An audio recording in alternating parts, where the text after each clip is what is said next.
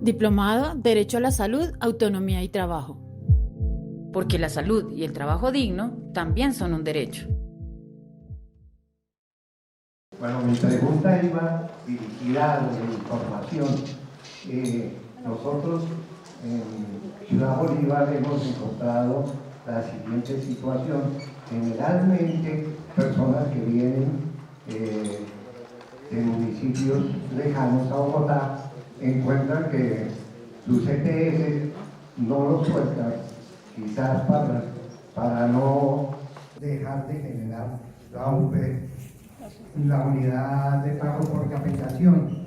Entonces es muy difícil, tienen que hacer una cantidad de acciones, y últimamente encontramos un problema que costó la vida a una niña que debía ser trasplantada de hígado.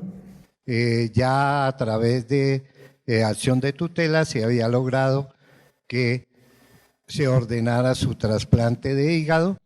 Ella pasó por 3 EPS, primero por Cafán, que dejó de manejar el régimen subsidiado, después pasó por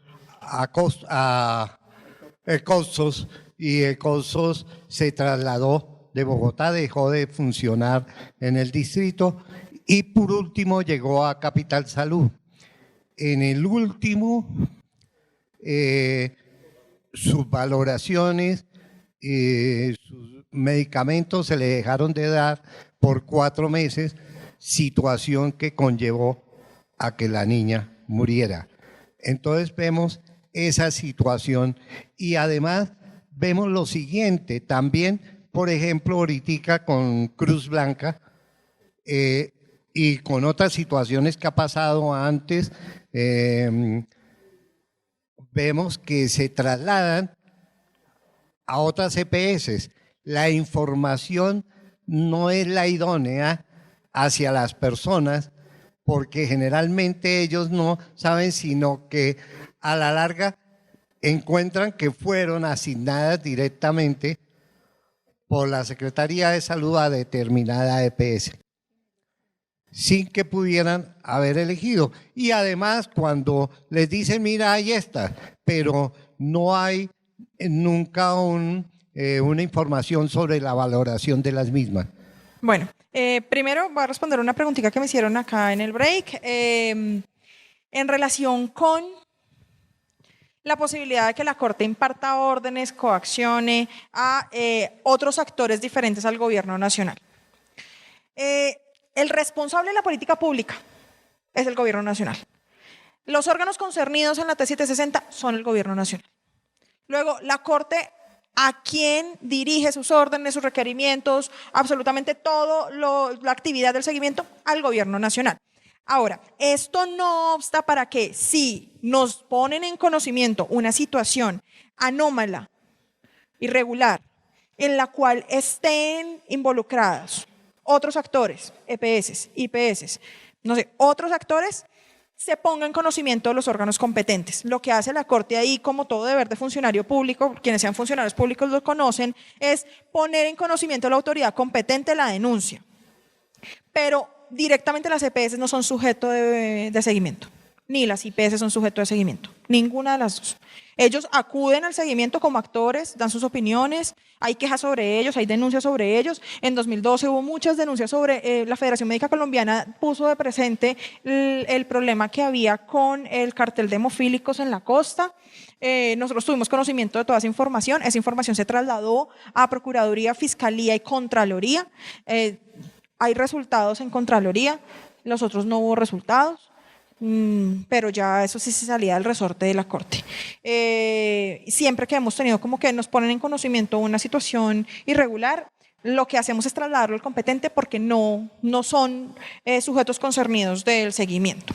Eso respecto a una primera pregunta. Respecto a la segunda pregunta,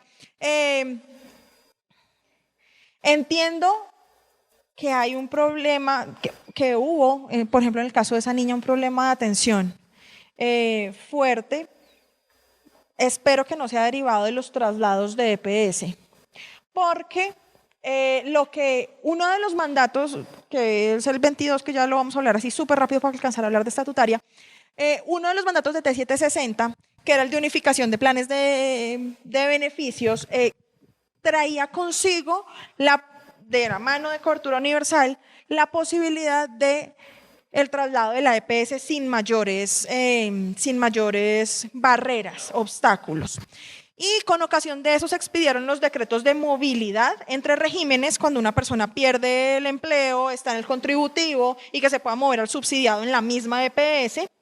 Y se expidió el decreto de portabilidad. ¿Qué significa el decreto de portabilidad? El decreto de portabilidad significa atención nacional sin limitaciones por red de la EPS o por territorio. Entonces, lo típico era que Sura solo atendía en Medellín y que en Bogotá pues, los de Sura no tenían atención. Eso trató de modificarse con esos decretos. Pero el relato que usted me hace de lo de la niña, podría pensar que pudo haber dificultades al momento de hacer los cambios de EPS, y eso lo que hizo fue dilatar el proceso de atención de ella, que fue en desmedro de su vida, terminó quitándole la vida, lo cual es realmente lamentable. ¿Qué podría decir de eso? Ahora, el cambio de EPS, la libertad de información se debe garantizar en el sistema, sin lugar a dudas. ¿Para quién se debe garantizar? Para todo afiliado. ¿En dónde tiene restricciones? En el régimen subsidiado. Porque el régimen subsidiado depende de los cupos ofrecidos. Claro, porque todo parte de los convenios SISBEN-EPS, todo parte de eso. Es diferente el régimen contributivo. En el régimen contributivo, como yo soy la que pago la cotización, yo escojo a qué EPS le pago la cotización. Lo que se pudo evidenciar en el proceso de seguimiento de la orden 28, que es el de información, es que las EPS tienen la información asequible al ciudadano. La información está, uno, en las páginas web. En todas las páginas web está montada. Dos, está montada en las páginas web de las secretarías de salud. Está en los formularios de afiliación. Y está en unos folletos, yo no sé si ustedes que en su mayoría hacen parte del sector salud, seguramente han visto los folletitos que están en todas las urgencias como carticas de derechos y deberes. Lo que pasa es que en materia de desempeño, como el ranking de cuáles son las mejores y cuáles son las peores, ahí hay todavía un poquito de atrasos. En régimen subsidiado no hay tan buena información como lo hay en el contributivo. Los sistemas y esto es un problema transversal a todo el seguimiento. Todas las órdenes donde hay componente contributivo subsidiado se van a dar cuenta que el régimen contributivo tiene mejor información que el régimen subsidiado.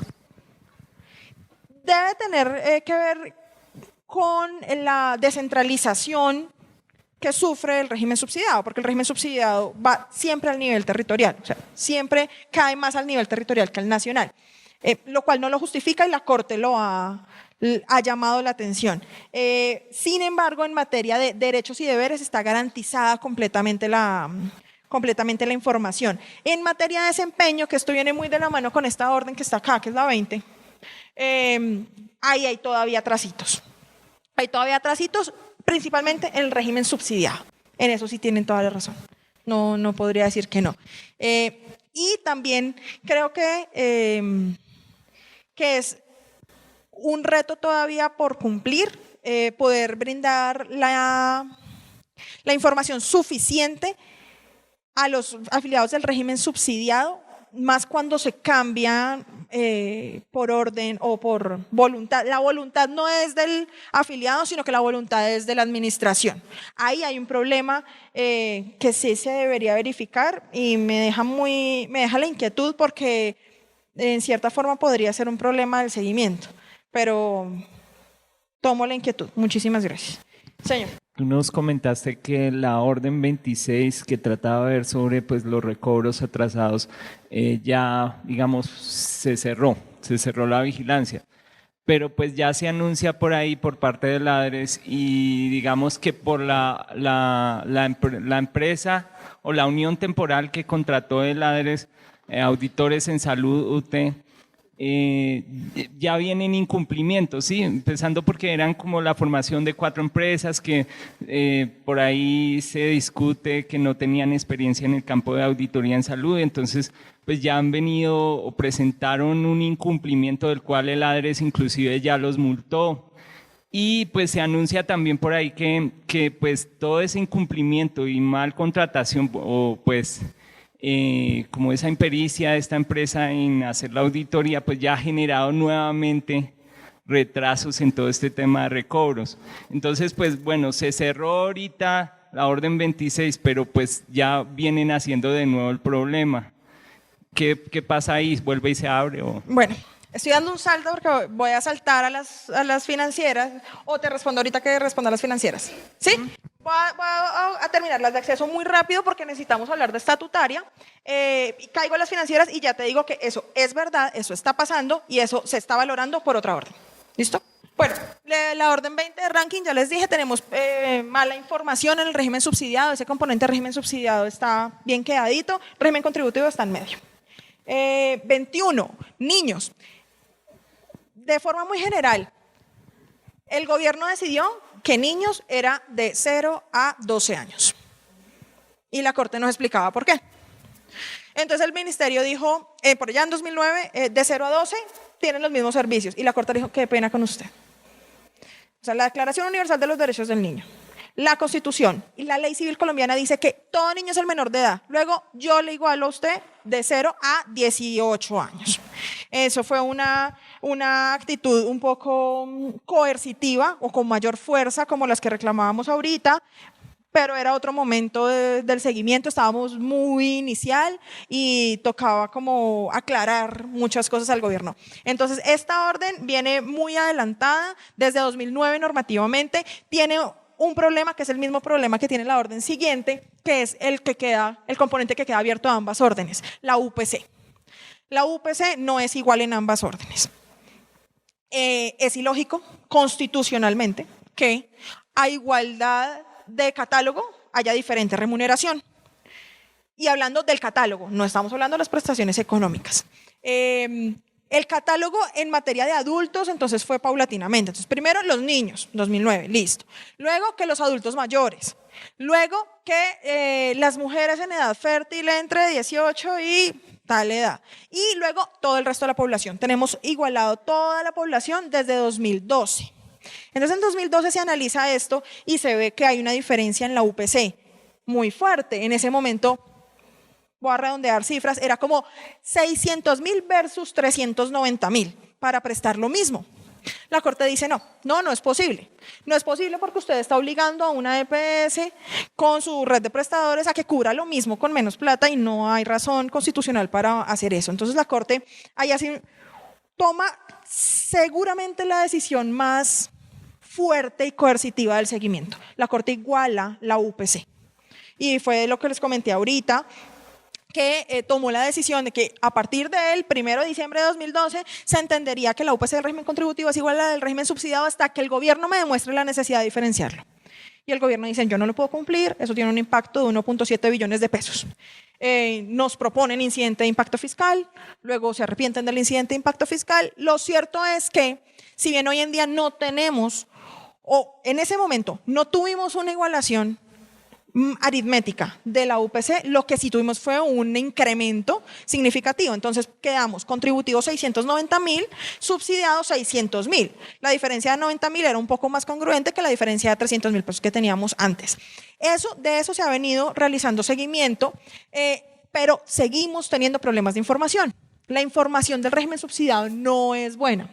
Y el gobierno lo que intenta es utilizar en espejo la información del régimen contributivo, cuando la enfermedad de los dos regímenes son diferentes. La carga de la enfermedad son diferentes. Los del régimen subsidiado se enferman de unas cosas diferentes de los del contributivo. El uso de los del régimen subsidiado es diferente de los del contributivo.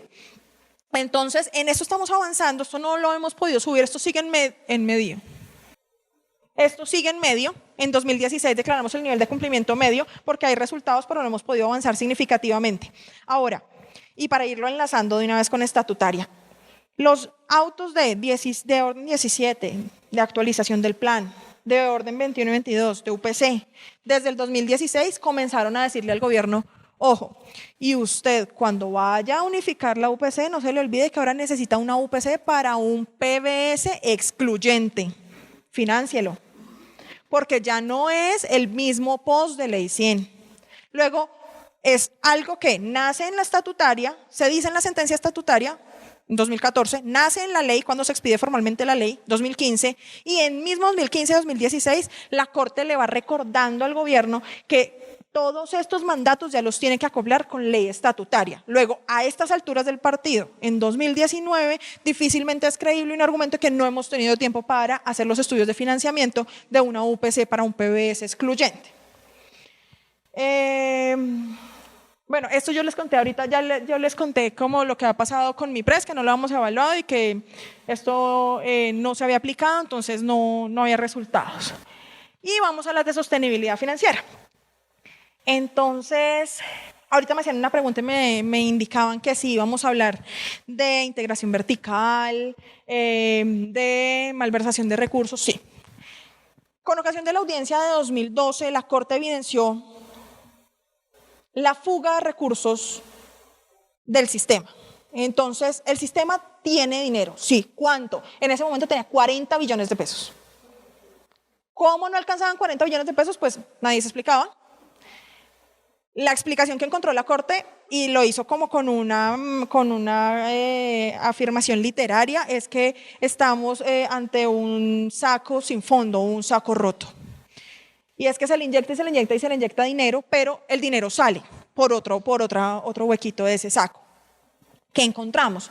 Encontramos prácticas que afectaban la sostenibilidad financiera. Prácticas como malversación de recursos. Entonces, pues esto ya es como muy trillado, yo imagino que todos ustedes lo conocen, pero la Corte igual lo dijo. Salud Coop invirtiendo en clubs, canchas de golf, colegios, condominios y no en la salud. Integración vertical. Salud Coop contratando solo con tales IPS que son las de ellos y no con la red, ni cumpliendo el 30% de red pública que tiene que cumplir por ley. Dinero de la UPC destinado para cosas que no son de UPC. Confusión entre bonos de prepagada, entonces yo voy, tomo mi servicio, lo afecto por la prepagada, pero en realidad como había Colsanitas, Sanitas, entonces Sanitas lo cobraba como un servicio UPC porque estaba incluido. Entonces todo ese tipo de cosas fueron advertidas. A eso sumémosle casos de corrupción como cartel de hemofilia, sobrecostos de medicamentos, o sea, logramos establecer que en materia de recobros había unas tasas altísimas de sobrecostos de medicamentos e incluso se recobraban medicamentos incluidos en el PBS. Todo eso dio lugar a unas órdenes dirigidas al Gobierno Nacional y a Contraloría de recuperar los dineros malversados y proteger la destinación de los dineros que se iban a ejecutar. Esta orden sigue en un proceso bajo, solo ha tenido el componente de sobreprecios de medicamentos, es el único que ha podido subir un poco. No ha subido totalmente porque la ley estatutaria me exigió nueva política farmacéutica nacional, no tenemos nueva política farmacéutica nacional, hasta que no la tengamos no subiremos, pero en materia de flujo de recursos el sistema sigue teniendo problemas. Sigue teniendo problemas por algo que mencionaban ahorita en una pregunta, y es que las EPS deben tener un índice de liquidez, y entonces ese índice de liquidez a veces afecta las relaciones con las IPS, los términos de saneamiento fiscal para ambas son distintos, hay carteras vencidas muy extensas, cosas que la Corte está analizando y está preparando un pronunciamiento al respecto. Sí. Justamente sobre ese tema mi pregunta iba a ser en relación con la observación de la Contralora Sandra Morelli en esa audiencia del 2012, donde en su informe a la Corte ella dice que encontró comportamientos que ni siquiera corresponden al manejo financiero normal. Las EPS habían acuñado un concepto que llamaron ganancia previa, mediante el cual recibida la UPC lo primero que hacían era sacar del sistema una cantidad de dinero. En promedio sacaban el 30% de la UPC. Y ella explicaba que encontró algunas CPS en el régimen subsidiado que sacaban con el concepto de ganancia previa como el valor de su intermediación hasta el 70% del dinero. En condiciones normales es un sistema de extracción de renta. Los costos financieros pues nunca van a ser posibles. Ella preguntaba, ¿con el 30% es posible hacer la labor misional? Pero la pregunta iba más encaminada a frente a qué comportamientos toma la Corte frente a estas acciones que son pues claramente delictivas. ¿Qué ha pasado después con ese concepto de ganancia previa? ¿O cómo se le ha seguido el accionar a la CPS en esa materia? Bueno, muy a tono con lo que comentaba ahorita. Después de esa audiencia en el auto 263 de 2012, la Corte lo que hace es hacer una compulsa en bloque. Fiscalía, Contraloría, Procuraduría, para que investigaran lo que estaba pasando. Porque, digamos, nosotros no tenemos competencias de investigación penal y el órgano competente debe actuar. Lamentablemente, ¿cómo lo digo? Lamentablemente la cabeza del órgano de investigación penal del momento no avanzó y de eso no hay resultados. La Contraloría sí avanzó y tenemos un fallo de responsabilidad fiscal por 1 billón de pesos. En eso la Contraloría sí avanzó, Fiscalía no, y la Corte ya no podía hacer nada más.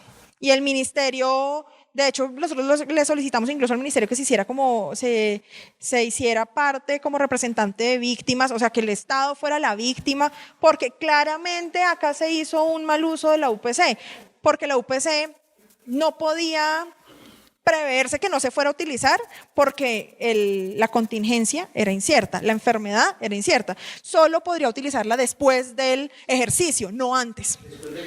Sí. Sí, después del ejercicio fiscal, no antes. Pero la Corte hizo las compulsas. Sabemos que hay resultados en Contraloría, en Fiscalía no hubo resultados sobre esos puntos en específico. Hoy en día de pronto hay otros resultados, pero sobre esos puntos no hubo. Listo. 25 ya les conté que está cerrada, 26 está suspendida. Pero es que 26 se trataba de los recobros, los paquetes atrasados a 30 de septiembre de 2008. Entonces, a 30 de septiembre de 2008 no hay problema. ¿Qué estamos haciendo ahora? La orden 27 es la de rediseño del sistema de recobros. Y el rediseño del sistema de recobros, ¿qué supone? Pues que el sistema funcione en condiciones de eficiencia, calidad, oportunidad. Que estamos analizando. Ahora, yo les voy a decir una cosa, y creo que lo puedo decir, espero. El gobierno ya aceptó que ADRES tiene un problema muy fuerte. El gobierno aceptó que el contrato del que hablaba el compañero no lo han podido ejecutar, que no hay cómo ejecutarlo además. El gobierno aceptó que ADRES está a media marcha y que necesita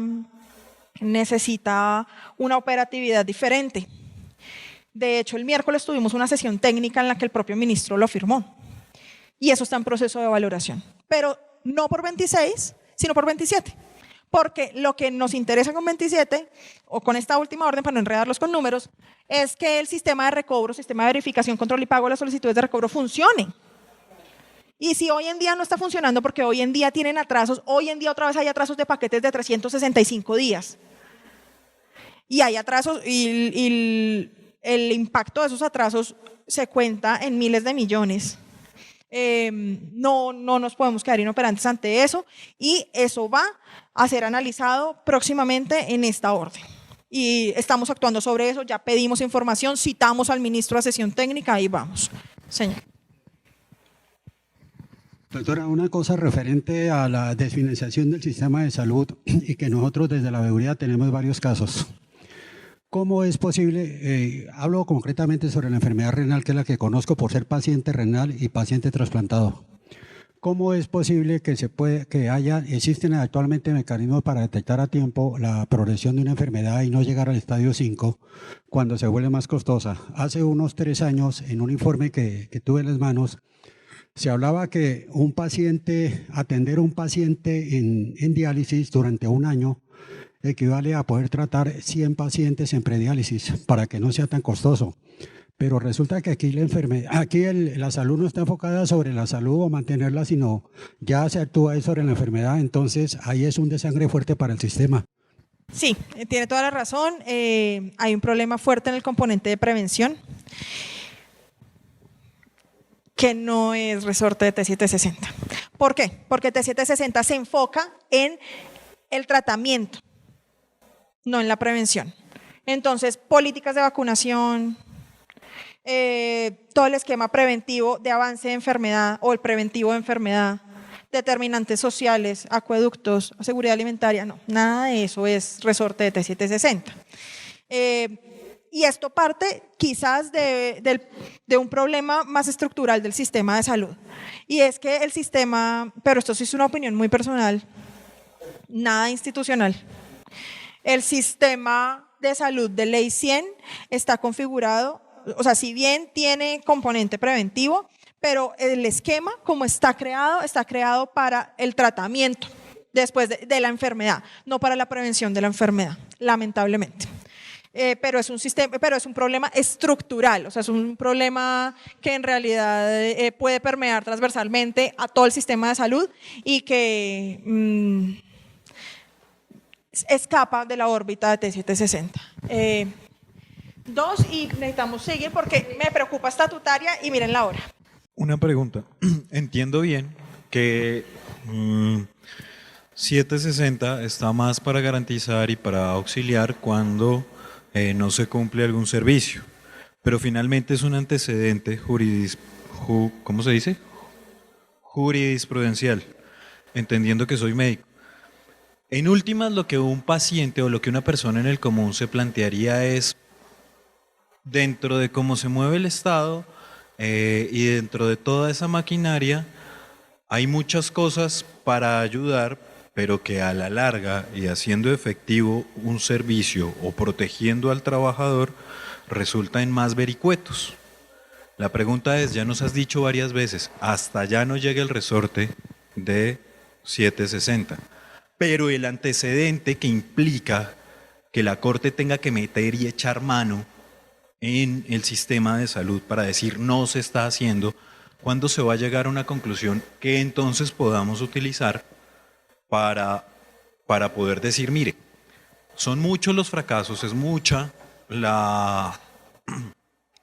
el daño estructural, ya lo demostró todo este campo de acción en que se hizo 760, para poder utilizarlo en los otros ámbitos donde no está en el marco de lo que ve la 760, pero que igual es un componente de todo el fracaso en salud.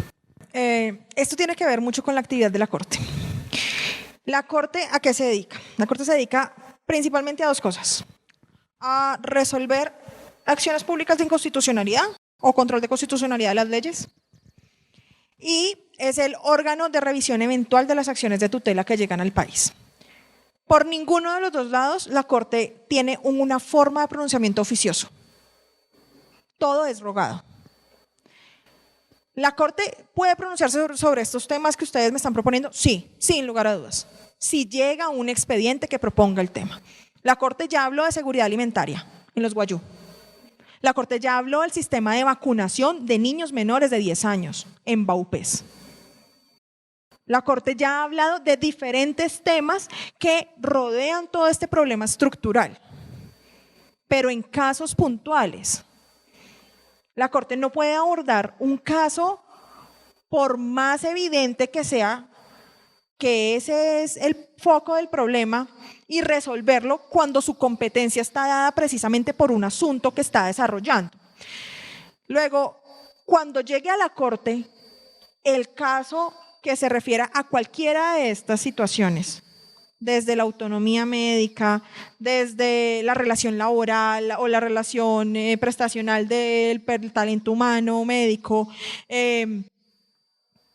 prevención de pacientes que ya están en curso para que no se agraven peor, prevención desde el ámbito de PIP, Cuando llegue cualquiera de esos asuntos, la Corte interviene, con seguridad. Puede que a esas sentencias no se les haga seguimiento.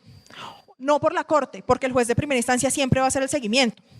Pero ahí va a intervenir. Por ejemplo, la Corte intervino en cuidados paliativos. Tuvimos una objeción gubernamental de un proyecto de ley de cuidados paliativos y la Corte se pronunció, porque llegó a la Corte rogado. La Corte de oficio no lograría hacer esto, porque eso sí sería una grave intromisión en las otras ramas del poder público. Eso acabaría con la separación de poderes de tajo, porque sería como todo lo que la Corte entonces le interese va metiendo y va metiendo y va metiendo, y cuando nos demos cuenta, pues ya el Ejecutivo no tiene sino que cumplir órdenes de la Corte y no podría. Entonces, todo esto sí depende de la actividad. Por eso explicaba que esto se muestra en consonancia con la actividad de la Corte, a lo que se dedica la Corte. Les voy a poner un ejemplo. En noviembre del año pasado tuvimos una objeción gubernamental en materia de fertilización in vitro. Y ahí la Corte se pronunció sobre la cobertura de todos los procedimientos, medicamentos y servicios necesarios para tratar la infertilidad. Ahí se pronunció, pero una sentencia como T760 no lo podría hacer porque en ese momento no fue ese el problema. Luego, los otros problemas que vayan surgiendo con el tiempo y que vayan siendo necesidad de ser aclarados por la Corte, sin lugar a dudas lo va a hacer. Pero si el caso específico se lo muestra, si le llega el caso específico del que se tiene que pronunciar, que de oficio no lo lograría. ¿Alguien más tiene una pregunta que yo dije dos y ya? A ver, doctora, no sabría cómo hacerlo lo más rápido, pero bueno, yo compro el seguro para un carro y estoy comprando un seguro que va a tener un riesgo. Y vamos a hablar entonces de la prevalencia de la presentación del caso en el carro. Es decir, ahora, como humano, estoy participando del sistema contributivo durante 20 años a razón de, por lo que me corresponda, 2 millones de pesos mensuales, alrededor de 200 millones de pesos en mis 20 años productivos. Dejo por alguna razón, porque pierdo el empleo, porque pierdo la empresa al mes siguiente y pierdo la prestación del servicio que yo he venido en un momento dado asegurando. Si es un derecho fundamental, si estamos hablando no de carros, sino de humanos, ¿qué podemos hacer al respecto? Dos cosas. La primera, atención de urgencias nunca la va a perder. Sí, lo entiendo, pero nunca la va a perder. La segunda, hay una herramienta del sistema que es la movilidad. La movilidad entre regímenes que permite. Lo que permite es, si usted pierde la capacidad adquisitiva, o la capacidad de cotización mejor, y necesita, se puede cambiar al régimen subsidiado dentro de la misma EPS y va a tener la misma cobertura, no va a tener ningún problema de antigüedad, lo que sea, pero tiene que demostrar que no tiene capacidad de cotización. Porque otra cosa que el sistema ataca es, claro, una cosa es que usted no tenga capacidad, o sea, una cosa es que usted haya perdido el empleo, la empresa, lo que sea, y no pueda cotizar sobre lo que cotizaba inicialmente. Digamos que usted cotizaba sobre 5 millones, ya no puede cotizar sobre 5 millones, pero si usted no ha perdido la capacidad adquisitiva, no tiene el Estado por qué sufragarlo. Me explico, usted podría cotizar sobre un mínimo y podría seguir cotizando si usted, digamos, tiene los medios para poder hacerlo. Diferente es la persona que, trabajador informal toda la vida, CISBEN, y lo contratan, no sé, un mínimo, tiene un contrato de 3 meses, 4 meses, lo suben al contributivo y se le acaba el contrato. Y esa persona sabemos que no tiene capacidad de pago. Si no tiene capacidad de pago, lo bajo al subsidiado. Pero si estuviéramos hablando de una persona que, más allá de haber perdido el empleo, los negocios y demás, pero que viene con una vida con capacidad económica fuerte, la pierde en ese momento, pero es que perdió la capacidad económica fuerte, no perdió la capacidad económica. Y el deber de todos con el sistema es cotizar en solidaridad. Todos cotizamos como podemos. Los que más cotizan subsidian a los que menos tienen y no pueden cotizar y están en el sistema. Pero todos en alguna proporción tenemos que aportar algo al sistema. Los que estamos en el contributivo, claramente, porque los que estaban en el subsidiado, digamos, ellos van bajo otro esquema, que es el esquema de subsidio. Sí, pero volvemos otra vez a los ciudadanos de primera y de segunda. Cuando esta persona pierde esa capacidad del contributivo, vuelve a plantear al sistema la posibilidad de darle una atención dentro de unos mínimos posibles, porque él ya no tiene esa capacidad. Ahí entonces el derecho deja de ser un derecho fundamental para todo ser humano como tal, y no hay un planteamiento de equidad. Y ahí es donde creo yo que necesitamos... Yo discrepo en mucho, y yo digo que el planteamiento de equidad se rompería si usted, teniendo capacidad económica no tan fuerte como la que tenía antes, sino un poco más reducida, no cotiza. Ahí sí se rompe, porque el planteamiento de equidad es entre pares. Sí. Yo no me puedo comparar con un dispar. Luego, si yo no estoy en una situación SISBEN 1, 2, 3, ¿por qué el Estado tiene que subsidiarme a mí a pesar de que haya perdido mi empresa y mi trabajo? Yo tengo un deber, y entonces ahí es muy importante el conocer los deberes del ciudadano respecto al sistema, porque yo tengo un deber respecto al sistema. De hecho, una de las labores primordiales de la UGPP en Colombia es eso, es que los colombianos coticemos a lo que tenemos que cotizar, porque de los problemas también más fuertes, y eso se evidenció en la emergencia social en salud, que tiene el sistema de salud en Colombia, es la evasión, pero también la ilusión. Sí. Y es yo decir, no puedo cotizar, aunque sí puedo, o cotizo sobre esto cuando puedo cotizar sobre esto.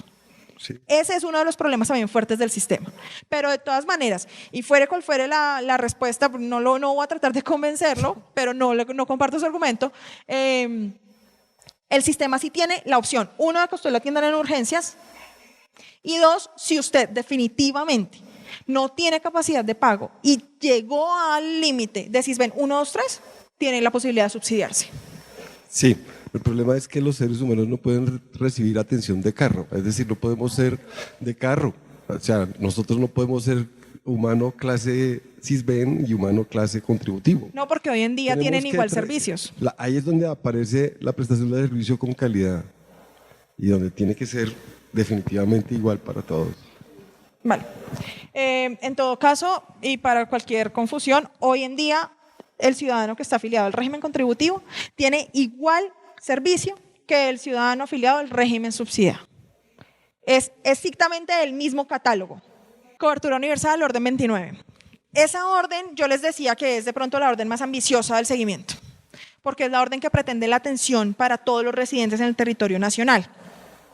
Esa orden tiene un caso focalizado, que fue el caso focalizado de Chocó, donde se logró determinar que, haciendo una pesquisa de la situación de 500.000 colombianos, esos 500.000 colombianos tienen graves problemas en atención en salud y graves problemas derivados de la infraestructura hospitalaria. Entonces, uno de los insumos más fuertes de esta orden es ese. ¿Por qué? Porque el Hospital San Francisco de Asís, que es el único hospital de segundo nivel de atención en Quibdó, no tiene las condiciones para poder atender a la población. Ni las condiciones de salubridad, ni las condiciones médicas, ni las condiciones técnicas para poder atender a esa población.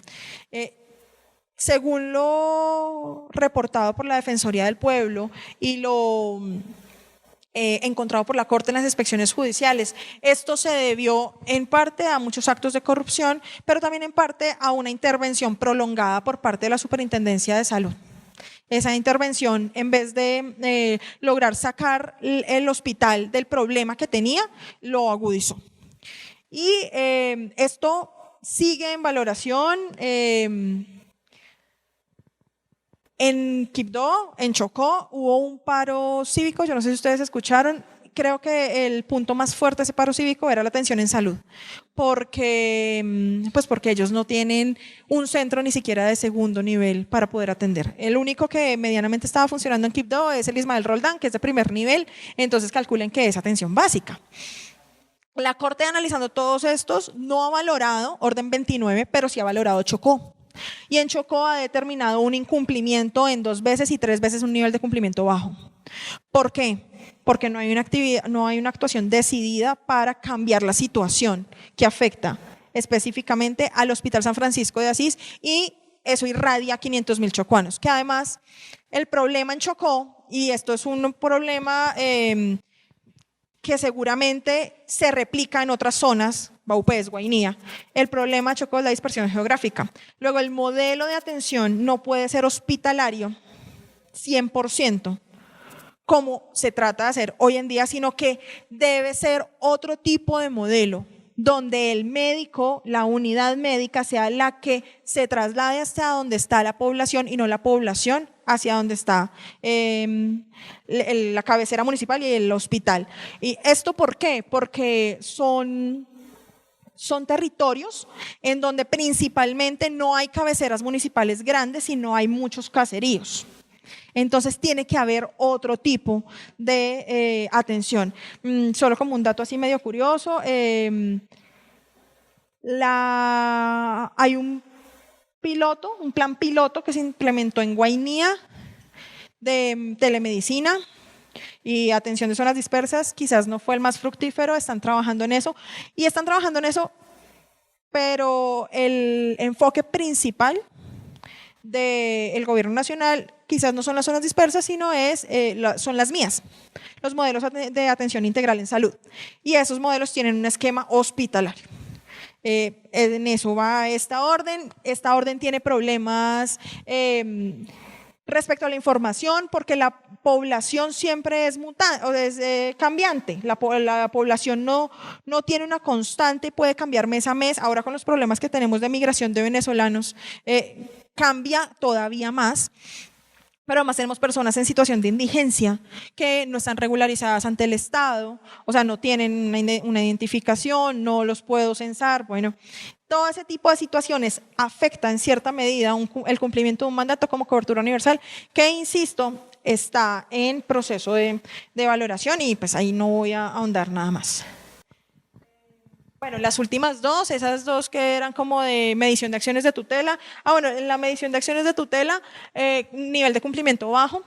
Uno, porque el gobierno ni siquiera sabe qué es lo que termina de pasar con las acciones de tutela. No ha logrado tener una muy buena información a pesar de que utiliza nuestra base de datos. Y dos, por la inexistencia de los indicadores de goce efectivo. ¿Se acuerdan que habíamos hablado de los... Acá fue donde se les dijo, y no existen los indicadores de goce efectivo? Luego, ¿usted cómo quiere valorar esto? Usted tiene que crearlos. A pesar de que este auto es de 2016, no han sido creados. Bueno, el de difusión de la sentencia, ahí vamos. O sea, esto va como medio porque se ha avanzado, pero de pronto no como se quisiera.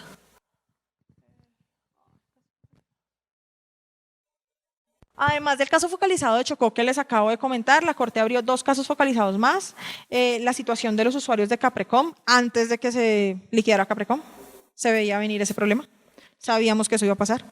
La Corte ordenó la creación de una mesa interinstitucional y demás previo a, pero no terminó siendo tan fructífera cuando se liquidó Caprecom.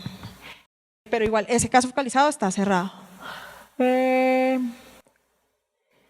Acceso a los usuarios de SaludCop también fue un caso que estuvo abierto durante 2 años.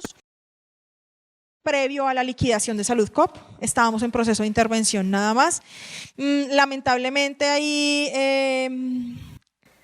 lo que se previno hacer, que fue el traslado masivo de 4 millones de afiliados hacia Café Salud para que Café Salud no colapsara, fue lo que terminó ocurriendo por voluntad gubernamental, pero igual este caso también se cerró previo a eso, se cerró previo al traslado. Y Chocó, que ya les hablé. Entonces, este es el estado del seguimiento, así estamos. Lo que nosotros podemos ver es que de todo lo que la Corte dijo en el 2008, se ha cumplido completamente 2 órdenes, o sea, el 10%. Se han cumplido en nivel alto 2 órdenes, o sea, otro 10%. De esas son 4 que ya no analiza la Corte, listo. Y lo demás, ese 35%, que está entre nivel de cumplimiento, 35% nivel de cumplimiento medio, 35% de nivel de cumplimiento bajo y un 10% que está en proceso de valoración, que son 16 y 29, lo que demuestran es que tenemos avances, pero no los suficientes, porque todavía nos falta mucho por avanzar. Tenemos por lo menos un 70% que subir a un cumplimiento alto. Así está el estado de las órdenes que se emitieron en 2008 y que hoy en día siguen siendo supervisadas por la Corte. Así está el diagnóstico que la Corte puede dar de lo que ha pasado en el sistema de salud a la actualidad. ¿Listo? Y con esto cerramos todo lo que tenía que ver con T760. Bueno, eso ya se los conté todo.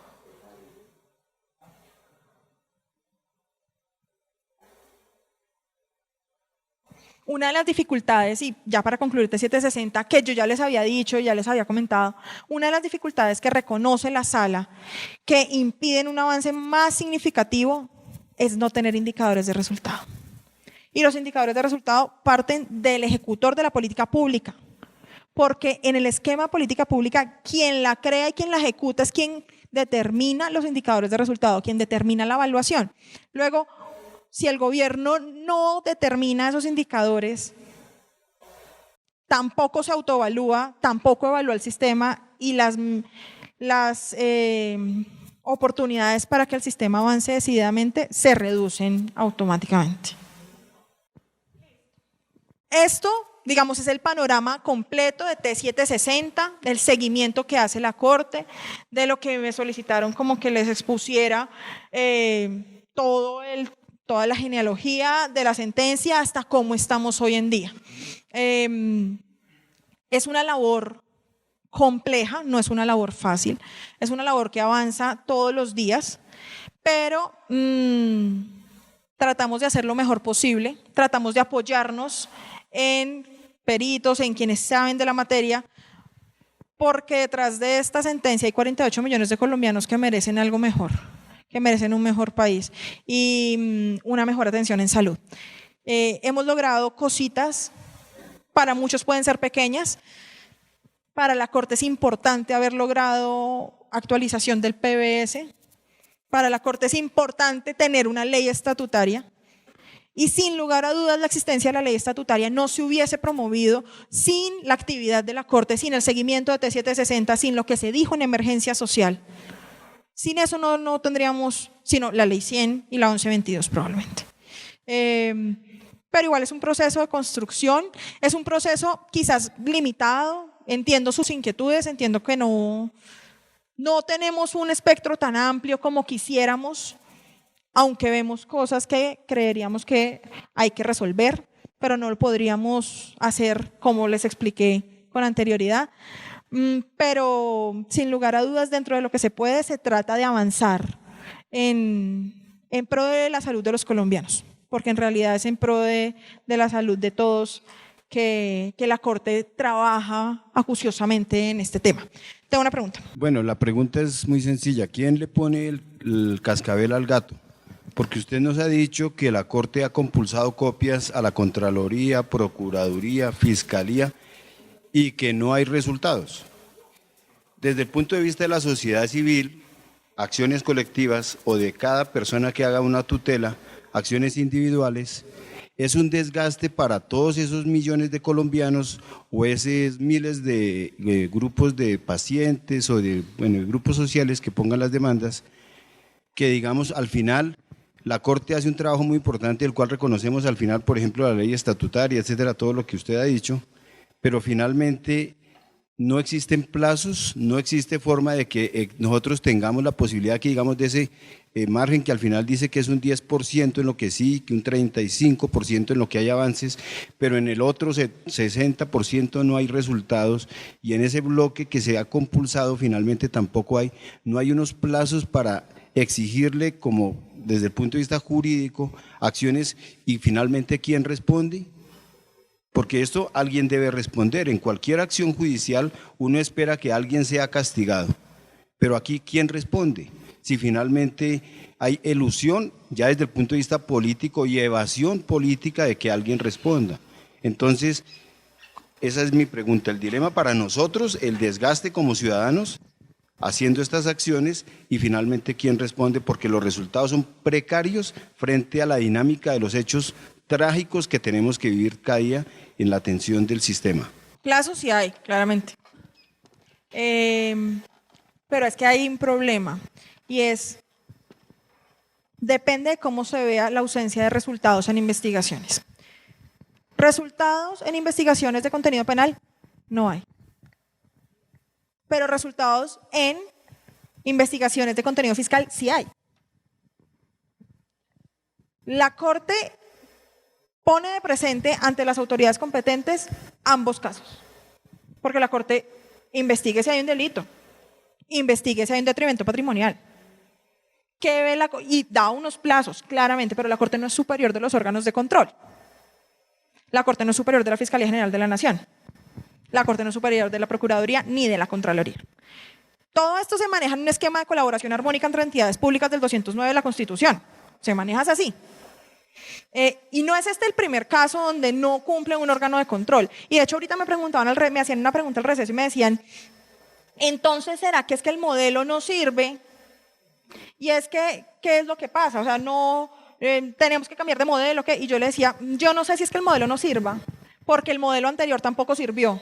Y solo nos queda uno que, en mi sentir, quizás no sea el más adecuado, que es el de seguro privado, como el de Estados Unidos. No nos queda más. Pero es que le voy a explicar por qué voy a esto, porque en mi sentir, y esto sí es un criterio muy personal, una de las soluciones del sistema está en la efectividad de los órganos de control. Como estamos hoy, como estábamos hace 30 años, o como estemos dentro de 20, si los órganos de control no se ponen la camiseta frente a la investigación de los hechos irregulares que ocurren en el sistema, podemos tener el modelo que queramos. Y no funciona. No funciona. Por eso, para mí, creo que parte mucho de los órganos de control. En estos, o sea, yo llevo trabajando en estos 9 años, y en estos 9 años yo he visto órganos de control muy juiciosos, órganos de control que le hacen el seguimiento, que recuperaron dinero, que de verdad se les notó el trabajo, pero también he visto órganos inoperantes, he visto órganos silentes. No sé, o sea, yo no me meto ahí si, no sé, pero insisto, producto del esquema de la legislación colombiana, de la Constitución colombiana y el esquema de separación de poderes, la Corte no es superior de esos órganos. Luego, la Corte pone de presente y lo requiero 5 veces, pero si ellos no me quieren decir, no les puedo hacer nada, porque tenemos una separación de poderes. ¿Listo? Bueno. Emergencia social. Entonces ya les había adelantado un poquito. Les había adelantado que en 2009 el Gobierno Nacional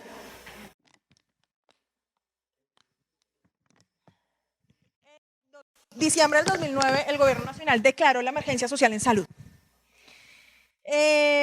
Expidió una serie de decretos legislativos tendientes a adoptar unas normas con vocación legal, con las cuales se regulara el sistema de salud, muchos vacíos que ellos advirtieron, situaciones que ellos expusieron como ineficiencia administrativa, corrupción y abusos en el sistema. Pusieron muy de presente que había evasión y elusión en el sistema. En ese momento no existía la UGPP. La UGPP nace con ocasión de un desarrollo legal después de esto, pero en ese momento no existía. Listo. El sistema es muy complejo. Es muy complejo su funcionamiento, pero además de ser complejo el funcionamiento, el sistema tiene una dispersión normativa por todo el sistema. O sea, nosotros no tenemos un estatuto único de salud en el que podamos verificar toda la regulación, procedimientos. No, eso no existe y eso hace más complejo el sistema. Agravación de la situación financiera de EPS e IPS por limitaciones en el giro de recursos. Tenemos un problema estructural, las IPS se están quebrando, las EPS también, no hay flujo de recursos, demás. No hay mecanismos para solucionar las controversias. No los hay. Los necesitamos y no los hay. Listo. Hay hechos que desbordan la capacidad de los mecanismos preventivos, sancionatorios y jurisdiccionales y hay insuficiencia de las medidas desarrolladas en virtud de la Ley 1122.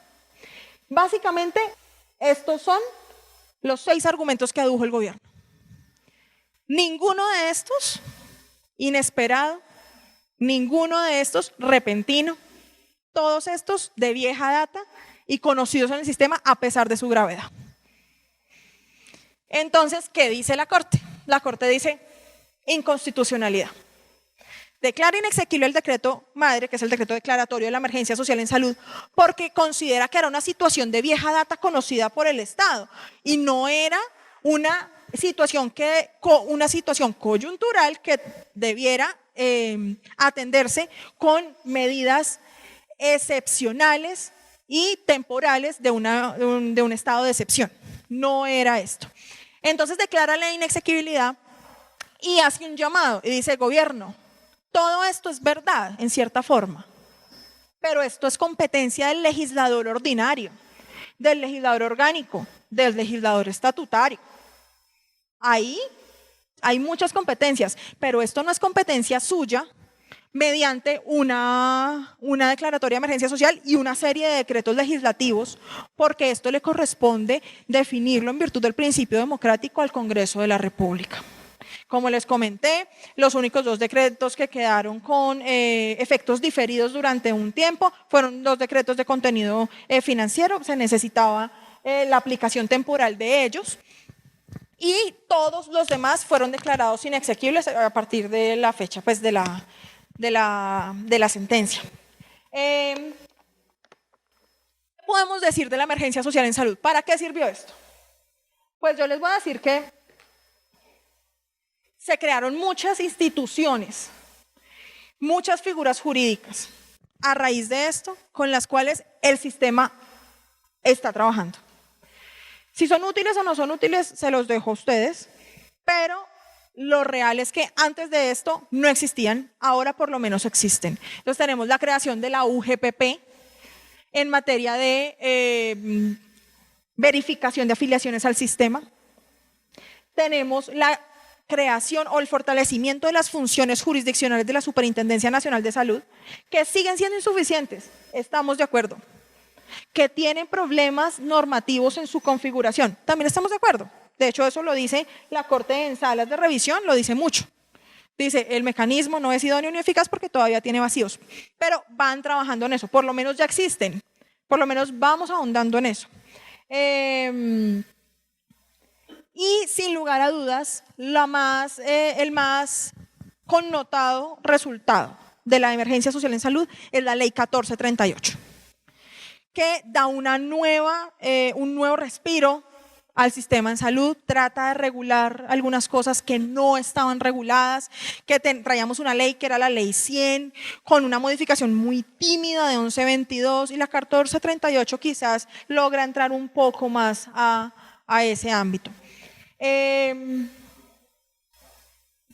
Pero además de la 1438, seguía persistiendo esa necesidad de la regulación y de una regulación que permitiera o que hiciera que el Estado viera la salud como preponderante.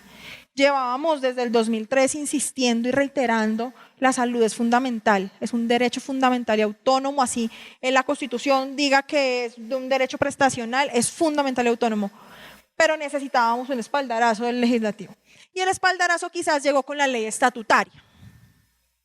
La ley estatutaria creo que es un trabajo mancomunado entre academia, organizaciones civiles, gobierno, en el que se logró avanzar decididamente en el derecho a la salud. Yo creo que los cambios que logramos en ley estatutaria nunca los hubiésemos podido lograr con una ley ordinaria y mucho menos desde la jurisprudencia, porque fue el propio legislativo el que le dio esta calidad, el que dijo es importante la integralidad, es importante la cobertura universal, es importante la atención efectiva de calidad, y no la jurisprudencia que ya estaba cansada de repetir, pues no cansada no, porque en nuestra labor no nos cansamos, pero que ya había repetido durante muchos años lo mismo, pero que no había tenido eco. Creo que el contenido de la ley estatutaria, pues no voy a ahondar mucho en el contenido, en realidad. Son 26 artículos, van principios, deberes, derechos, funcionamiento del sistema, o sea, no voy a ahondar mucho en eso. De esos 26 artículos, la Corte hace unos condicionamientos y declara unas inexequibilidades. Ahora, previo les cuento esto. La Corte se pronuncia en materia de leyes estatutarias antes que se promulgue la ley. Es decir, el proyecto de ley aprobado y conciliado en Congreso llega a la Corte, pasa por un control previo y automático y después sí sale para sanción presidencial. Entonces, la Corte hace un análisis del proyecto de ley estatutaria en 2014 y verifica su constitucionalidad respecto a todo el contenido de la Carta. No solo respecto a uno, no, todo el contenido de la Carta. La idea es que cuando se profiere un estatuto o una ley estatutaria, esta ley estatutaria es como el reflejo principal de lo que el constituyente quiso llevar en relación con un derecho. Esta ley estatutaria entonces tiene unos artículos que fueron condicionados en relación con la acción de tutela. Entonces, por allá había unos artículos que restaban un poco de importancia a la acción de tutela. ¿Y la Corte qué dijo? Sí, de hecho se convertía la acción de tutela como una acción de tutela contra providencia judicial después de que hubiéramos agotado un mecanismo ante la Super para reclamar los servicios. No, la Corte dijo, la acción de tutela bajo ningún motivo se puede menoscabar en este tema, porque es el único medio principal y eficaz e idóneo para solucionar los problemas en la atención de salud de los ciudadanos. Luego, legislador, diga lo que quiera, expida la regulación pertinente, pero no menoscabe el contenido fundamental del derecho a la acción de tutela. ¿Qué otro condicionamiento? La Corte es enfática en afirmar que bajo ningún motivo la sostenibilidad fiscal puede ser un argumento que se anteponga al disfrute del derecho a la salud. Por cuestiones financieras no se puede menoscabar el núcleo básico del derecho a la salud. Esto ya venía dicho en la Constitución, con el acto legislativo que incorporó el criterio de sostenibilidad fiscal, pero en el proyecto de ley estatutaria parecía no quedar tan claro. Y al no quedar tan claro era necesario recordarle al gobierno eso, porque el gobierno era quien tendría que expedir los actos de reglamentación de la ley estatutaria. Entonces, este fue uno de los condicionamientos que se emitió. Y otro de los condicionamientos fue que, hablando de política farmacéutica nacional, que hemos hablado durante toda la mañana, que el control de precios no debería enfocarse exclusivamente al vendedor final del medicamento, porque se había demostrado que ese sobrecosto podía impactar desde la fase de producción hasta la fase de producción, la fase de intermediación, entonces de productor a mayorista, luego de mayorista a prestador, que esa es la fase de dispensación, y luego el costo final. En cualquiera de todas esas fases debía observarse la política farmacéutica nacional y el control de precios de medicamentos. ¿Por qué? Porque nada hacemos controlando el precio final de venta si el sobrecosto se incorporó desde el momento de la producción. Esos fueron los condicionamientos. Ahora, en materia de inexequibilidades, y en la que más me voy a detener para responder una pregunta, y porque quizás esta es la más importante, el más importante de todos los cambios de la ley estatutaria, en mi sentir puede ser este. Se presentó en el artículo 15. El artículo 15 determina el contenido del plan de beneficios y cambia el plan de beneficios. Y cambia el plan de beneficios de un plan mixto con inclusiones y exclusiones que teníamos en virtud de ley 100 a un plan 100% excluyente. ¿Qué dijo el legislador estatutario? Dijo, se entenderá cubierto todo con excepción de lo que esté expresamente consignado en el listado de exclusiones. ¿Qué más dijo el legislador estatutario? El legislador estatutario dijo, el listado de exclusiones no lo puede construir solo, tiene que construirlo mediante un mecanismo participativo donde garantice que toda la sociedad civil estuvo en ese proceso, participó activamente en ese proceso y como resultado, y termina siendo un resultado en conjunto. En el texto original de la norma se incluía, y esto va muy a tono con la pregunta ahorita, se incluía una parte que decía como el gobierno al definir lo que está cubierto por el plan deberá hacer puntos suspensivos. La Corte declara inexequible esa parte y le explica al gobierno, al legislador también, cómo un PBS excluyente como el que se creó en la ley estatutaria no puede tener un listado de coberturas. Porque si tiene un listado de coberturas, se convierte en lo mismo en lo que teníamos antes, que era listado de coberturas, listado de exclusiones y zona gris con no inclusiones. Se convierte exactamente en lo mismo. Esa inexequibilidad, para los que no son abogados, eso es obligatorio para el gobierno, eso es obligatorio para el Congreso y hay una prohibición expresa de reproducir textos declarados inexequibles. Eso no se puede reproducir. Y esa inexequibilidad lo que hace es darle mayor fuerza a lo que el legislador estatutario quiso incorporar en el nuevo sistema de salud, y era un PBS excluyente, un PBS en el que yo tengo que modificar todo el esquema porque ahora todo está incluido. El usuario tiene derecho a todo. ¿Cómo va a ser el gobierno? Pues financie la UPC. Nosotros desde T760 veníamos diciéndoselo desde 2015. Financie esa UPC. Pero el usuario tiene derecho a todo. ¿Con cargo a qué? Pues con cargo a lo que se financian los planes de coberturas. En Colombia, según Ley 100, el plan de cobertura se financia con UPC. Lo que pasa es que la regulación de esto fue donde varió. Y el listado de exclusiones, entonces se dan unos parámetros que se ratifican, unos parámetros que son los que trae la ley en materia de exclusiones.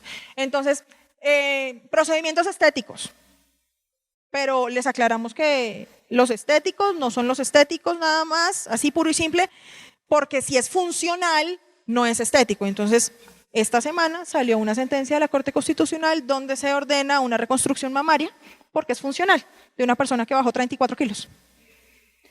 Que el medicamento no tiene autorización del INVIMA. Bueno, pero regúlelo. Que el medicamento está en fase experimental. Bueno, pero regúlelo, porque cuando un paciente no tiene otra opción terapéutica y ya ha agotado todas las opciones y no tiene sino la faceta experimental, debe poder hacerlo de alguna forma. Y así reguló los parámetros que debían desarrollarse en ese listado de exclusiones. Esos parámetros que se dieron en la ley no eran suficientes para aplicar las exclusiones. Era necesario contar con un listado expreso de exclusiones que dijera uno a uno los procedimientos, servicios, tratamientos, medicamentos, insumos, tecnologías en salud excluidos del PBS. Bueno, bajo esa perspectiva, la Corte avaló el cambio del modelo, declaró constitucional que utilizáramos un PBS excluyente, se aclaró que no puede hacer listados de coberturas y en el propio texto de la ley se avaló que el propio texto de la ley dio 2 años para poder implementar esto. ¿Señora? Sí, ya pasaron y ya les cuento en qué estamos.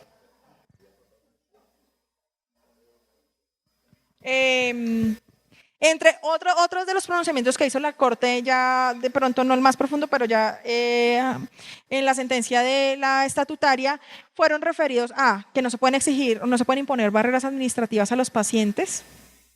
Eso es muy importante porque el mayor problema acá siempre ha sido la barrera administrativa.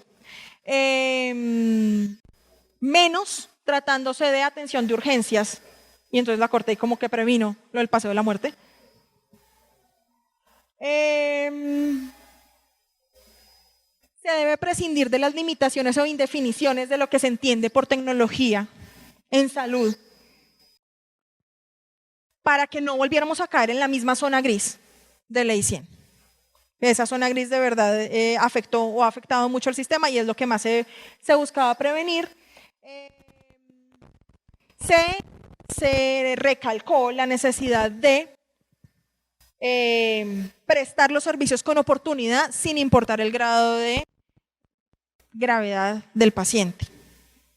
La oportunidad es un criterio importante de primer orden en la atención en salud.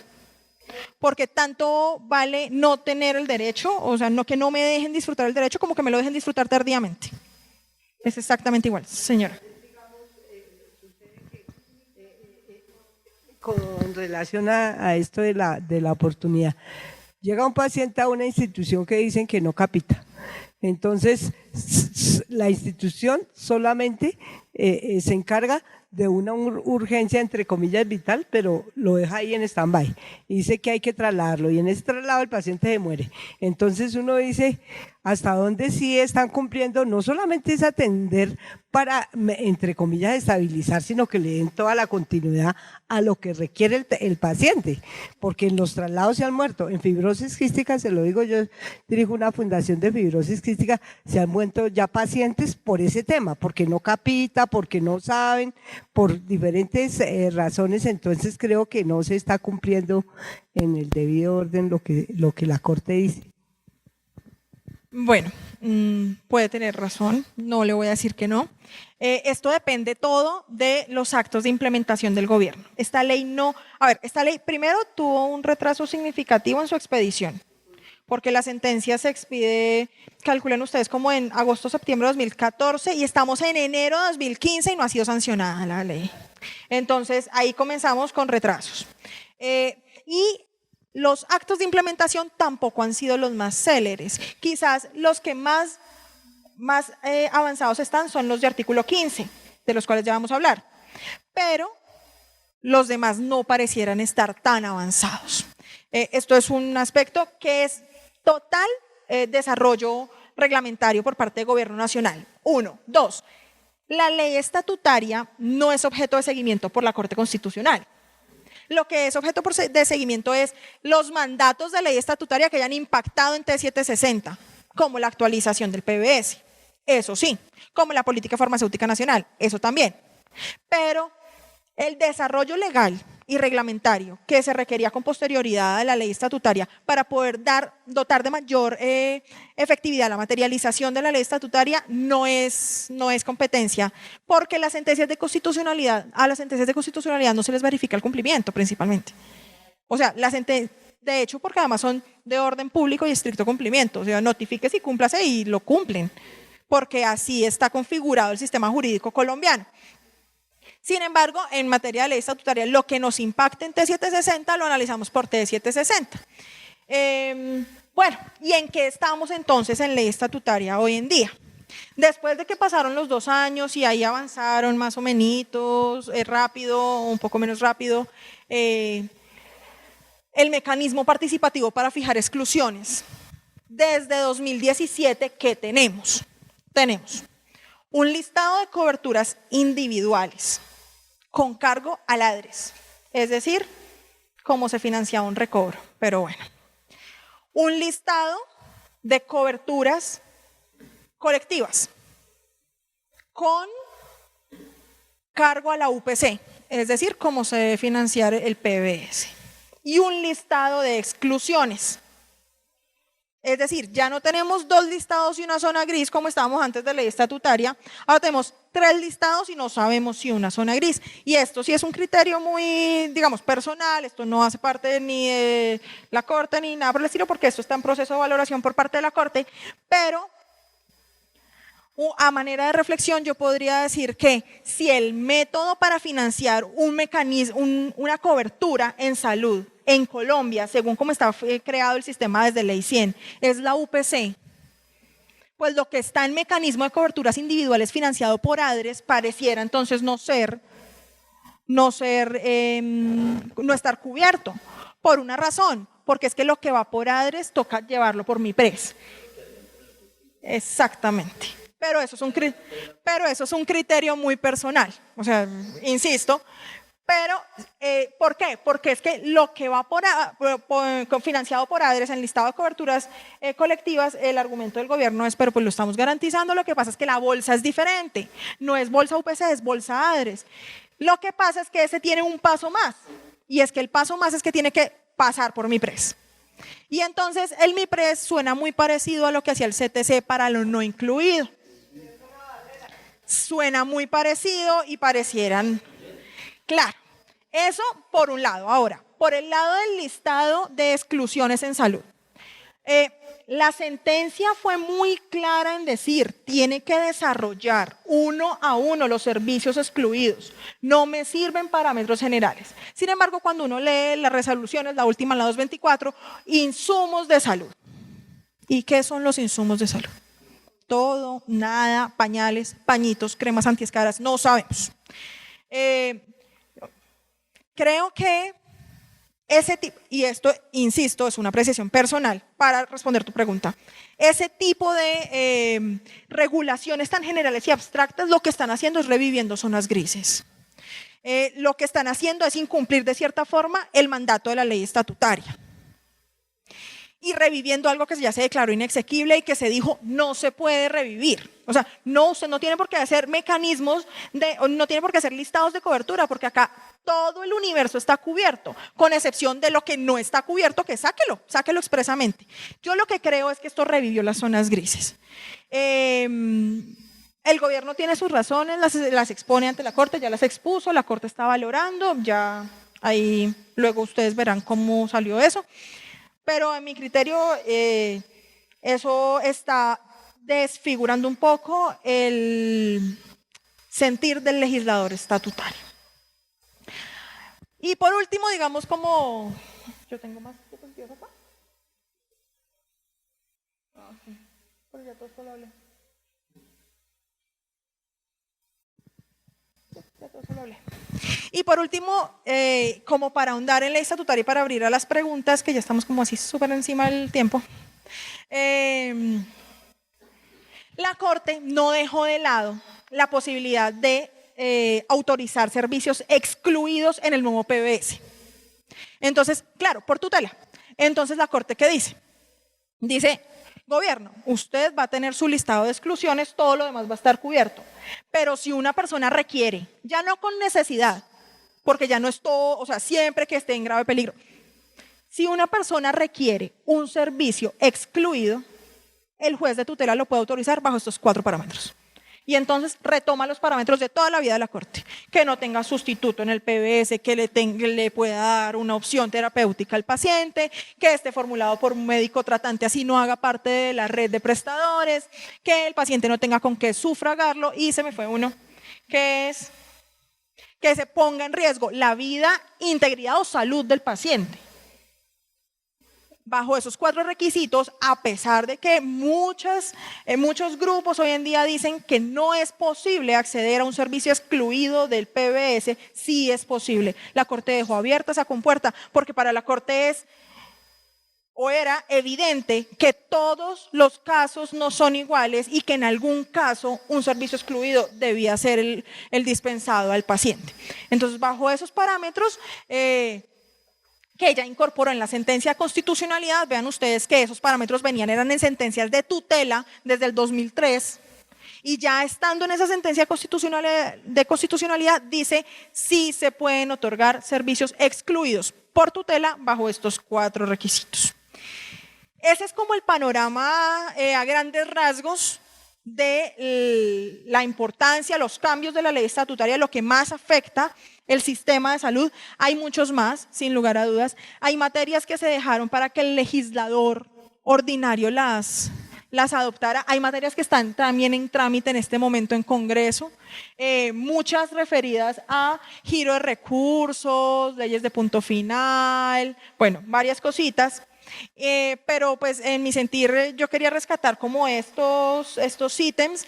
Creo que este último aspecto del que hablamos, que es el artículo 15, es quizás el de mayor reflexión en materia de ley estatutaria, porque es el cambio que más nos impacta, el cambio más drástico del sistema, porque lo demás terminó como regulando en una ley lo que ya la jurisprudencia había avanzado, pero este cambio realmente es significativo para el modelo. O sea, porque cambiamos de modelo. Y bueno, entonces, preguntas, señor. Cuando hace referencia a que la Corte está revisando este tipo de reglamentación, ¿lo está haciendo, digamos, en el marco del seguimiento que hace a la C313 o es que ya demandaron la reglamentación? Es solo esa pregunta, porque que si la demandan, supongo que va al contencioso, ¿no? No, a la C313 no se le hace seguimiento, lo dije ahorita, a la T760. Entonces, está revisando las medidas adoptadas en virtud de la valoración del cumplimiento de orden 17 y 18 de T760. Es verdad, si lo demandan va al contencioso. Y los argumentos allá en el contencioso pues serán distintos, será una acción pública de nulidad por inconstitucionalidad y serán distintos.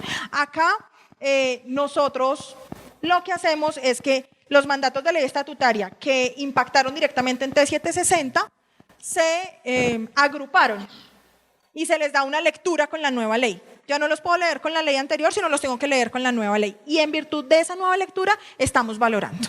Primero que todo, muchas gracias por la conferencia, creo que muy ilustrativa y para entender muchas cosas. Mire, yo creo que aquí lo que debemos de entender es que la Corte Constitucional está dando una serie de herramientas jurídicas, desde el punto de vista jurídico, para que todos los estamentos sociales, sindicales, podamos movernos a lo que queremos, que es reglamentar la ley estatutaria y de alguna manera tumbar la ley 100. Ese es el resumen así más grande, a grandes rasgos.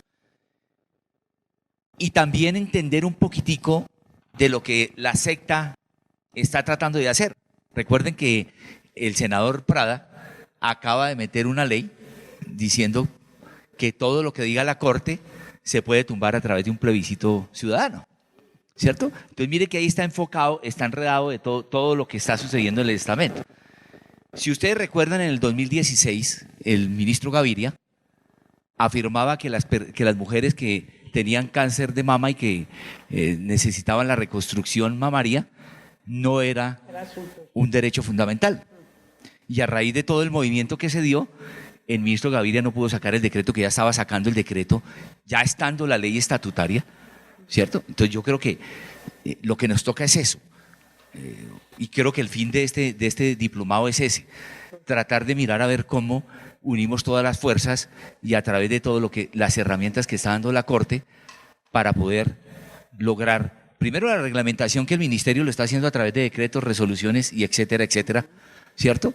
Y segundo, tratar de mirar a ver cómo hacemos una ley ordinaria fuerte y poderosa que se contraponga contra esa ley 100, que es la que sigue legislando y la que sigue existiendo en el país. Ahora, desde el punto de vista de los avances, yo creo que la ley estatutaria, incluso la ley T60, 760, pues por primera vez en Colombia da la herramienta de que la salud es un derecho fundamental, que no debe tener ninguna barrera al respecto.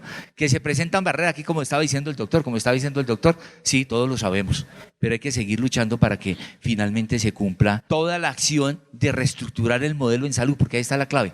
Si no reestructuramos de fondo el modelo, seguiremos en lo mismo. Muchas gracias. Bueno, yo creo que, primero muchas gracias porque indudablemente la conferencia nos ayuda, como dice Fernando, a ubicar varias cosas de claridad. Creo que es necesario entender que el origen de la sentencia T760 parte de la mirada de la salud como un servicio público esencial, como lo definió la Constitución en el artículo 48, y marca un salto recogiendo su propia jurisprudencia al definir y al casi que hacer un llamado de atención al constituyente, porque dice la salud no se puede entender como un servicio. La salud es equivalente a la vida para su vigencia y por lo tanto es un derecho autónomo e irrenunciable y no cualquier derecho, un derecho fundamental. Y entonces es el paso que se encuentra en la ley estatutaria. Una cosa es hacer un ejercicio de valoración del sistema de salud mirándolo como un servicio, ley sentencia T760, y otra es retomarlo incluso desde la perspectiva de derecho fundamental, basándose en su propia jurisprudencia. Ahora bien, yo sí creo que es necesario hacer un reconocimiento a la Corte por el ejercicio de modulación, porque es que el texto que salió del Congreso, si estuviera vigente en este momento, en la práctica sería un retroceso incluso con la jurisprudencia de la Corte, ¿verdad? Entonces, el ejercicio de la Corte de las modulaciones, que aquí nos dijeron de manera muy rápida, pues lo que se declaró inexequible y lo que se quitó. En el tema de atención de urgencias, hombre, quitarle la palabra inicial, toda la implicación.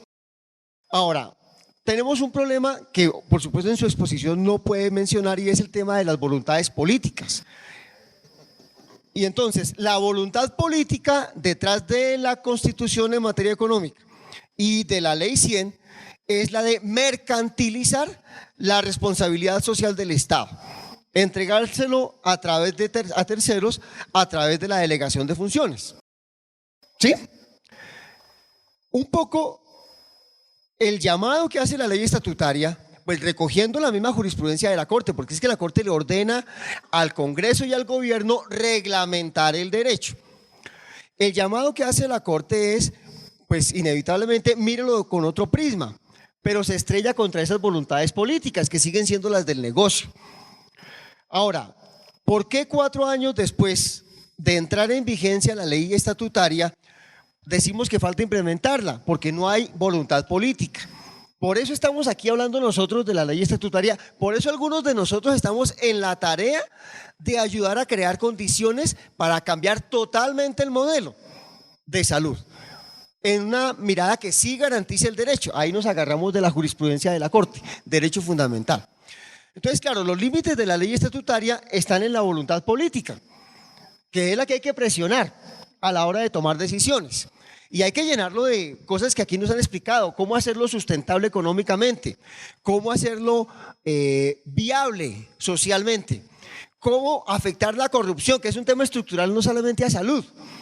Pues cuando el Contralor nos dice que se roban 22 billones de pesos año, que en salud se roban 7 billones de pesos, pues realmente hay algunos asunticos de fondo que hay que mirar más allá. Pero creo que la ley estatutaria pues va marcando un derrotero de corrección de realidades que no pueden ser simplemente servicios al garete del mercado, sino, bueno, porque además aquí hay un avance interesante, y es al decir que es un deber indelegable del Estado, el tema de la salud como derecho fundamental. Porque aquí tenemos otro problema más grave todavía, es el de quién responde. La ley 100 define al Estado como un actor que regula, pero la ley estatutaria le coloca el deber de responsabilidad, por lo menos así lo entendemos nosotros. Entonces, claro, ya no es simplemente regula el mercado, sino responda por el derecho. Sí, claro, la perspectiva del Estado como obligado cambia con la ley estatutaria por una razón, porque bajo el esquema anterior, el derecho a la salud como un derecho social, un servicio público a cargo del Estado, solo tiene faceta prestacional. Y la faceta prestacional es el Estado deberá garantizar, sí, pero como derecho fundamental, ley estatutaria, también tiene una faceta de abstención. Y es el Estado, ahora sí es el responsable de todo. Y usted tiene que abstenerse de interferir en el disfrute del derecho, pero además tiene que asegurar el disfrute del derecho. Quedaron las dos. Entonces, por eso la condición del Estado, la nueva perspectiva del Estado de cara a la ley estatutaria, sí es mucho más, o tiene una carga mayor de responsabilidad. Sí. Agradecerte por esa exposición, muy nutrida, muchas gracias, muy clara. Y preguntar también en tu opinión personal, no sé si tenga alcance en la Corte, ese mecanismo MIPRES, partiendo del entendido de que la ley estatutaria declaró que todo está incluido menos lo exceptuado, ¿no? Ese mecanismo MIPRES no está sesgado, no es inconstitucional, no, o sea, ¿por qué tiene que ocurrir eso? Y viene a crearse un mecanismo que a todas luces es ilícito. A ver, bajo mi perspectiva, sí. El MIPRES sí debe existir, pero bajo otra óptica. No bajo una óptica que permita autorizar lo que está cubierto, pero con cargo a la ADRES. No, es que lo que está cubierto no tiene que pasar por ningún procedimiento. Lo que está cubierto y tiene exigibilidad directa y automática. Pero el MIPRES sí funcionaría para tener que evitar la acción de tutela cuando se tenga que dispensar un servicio excluido. Y entonces funcionaría perfecto para dar cumplimiento a la orden 23 de procedimiento directo de autorización de servicios excluidos. Lo que pasa es que, y en opinión muy personal, utilizar el MIPRES para la autorización de servicios de cobertura individual con cargo a ADRES desvirtúa la filosofía del PBS excluyente, en mi sentido. Muy bien, muchas gracias. Yo creo que con esto podemos ir cerrando. Muchísimas gracias a ustedes. Espero haber transmitido un poquito de lo que hacemos en la Corte, de mis propias convicciones y pues de verdad es un agrado la invitación. Les agradezco muchísimo y estoy a sus órdenes. Muchas gracias. Aló. Mira, Esta es una realización de la Oficina de Comunicaciones de la Federación Médica Colombiana, miembro de la Asociación Médica Mundial, entidad asesora del Gobierno Nacional.